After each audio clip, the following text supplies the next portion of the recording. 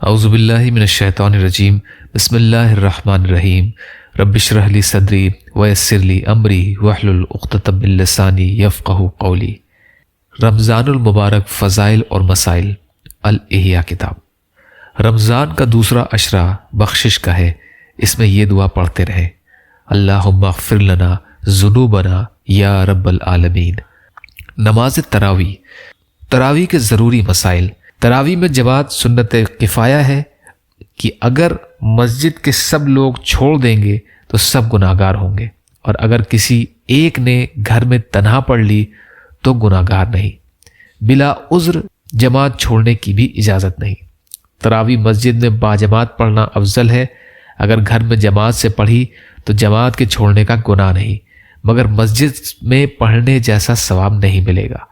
اگر عالم حافظ بھی ہو تو افضل یہ ہے کہ خود پڑھے، دوسرے کی اقتداء نہ کرے، اور اگر امام غلط پڑھتا ہو تو محلے کی مسجد چھوڑ کر دوسری مسجد میں جانے میں حرج نہیں۔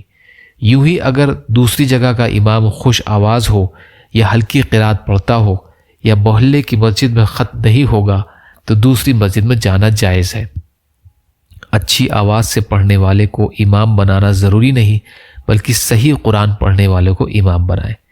نابالغ کے پیچھے بالغوں کی تراویح نہیں ہوگی۔ رمضان شریف میں وتر جماعت کے ساتھ پڑھنا افضل ہے، چاہے اسی امام کے پیچھے جس کے پیچھے عشاء اور تراویح پڑھی یا دوسرے کے پیچھے۔ یہ جائز ہے کہ ایک شخص عشاء اور وتر پڑھائے، دوسرا تراویح پڑھائے۔ اگر عشاء جماعت سے پڑھی اور تراویح اکیلے تو وتر جماعت سے پڑھ سکتا ہے۔ اگر عشاء بنا جماعت پڑھی تو وتر اکیلے پڑھیں۔ تراویح بیٹھ کر پڑھنا مکروہ ہے، بلکہ کچھ کے نزدیک تو ہوئی نہیں۔ مقتدی کو یہ جائز نہیں کہ بیٹھا رہے، اور جب امام رکوع کرنے کو ہو تو کھڑا ہو جائے، کہ یہ منافقوں سے مشابہت ہے، یعنی منافقوں کا طریقہ ہے۔ اللہ تعالیٰ ارشاد فرماتا ہے، منافق جب نماز کو کھڑے ہوتے ہیں تو تھکے جی سے۔ تراویح میں اکثر دیکھا جاتا ہے کہ امام کی قرات کرتے وقت کچھ لوگ باتیں کر رہے ہوتے ہیں، کچھ چائے پانی میں لگ جاتے ہیں، اور جب امام رکوع میں جاتے ہیں تو دوڑ کر جماعت میں شامل ہو جاتے ہیں۔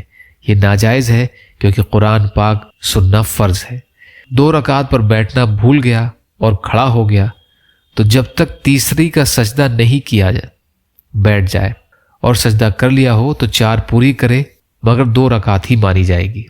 امام سے غلطی ہوئی، کوئی سورت یا آیت چھوٹ گئی تو مستحب یہ ہے کہ اسے پہلے پڑھ کر پھر آگے پڑھے۔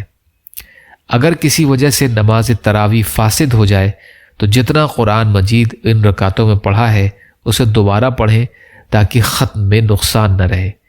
3 رکعت پڑھ کر سلام پھیرا، اگر دوسری پر بیٹھا نہیں تھا تو نہ ہوئی، ان کے بدلے کی 2 رکعت پھر پڑھیں۔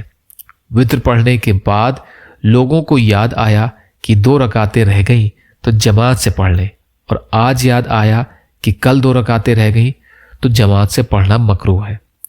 سلام پھیرنے کے بعد کوئی کہتا ہے 2 ہوئی، کوئی کہتا ہے 3، تو امام کے علم میں جو ہو اس کا اعتبار ہے، اور امام کو کسی بات کا یقین نہ ہو تو جس کو سچا جانتا ہو اس کے قول کا اعتبار کرے۔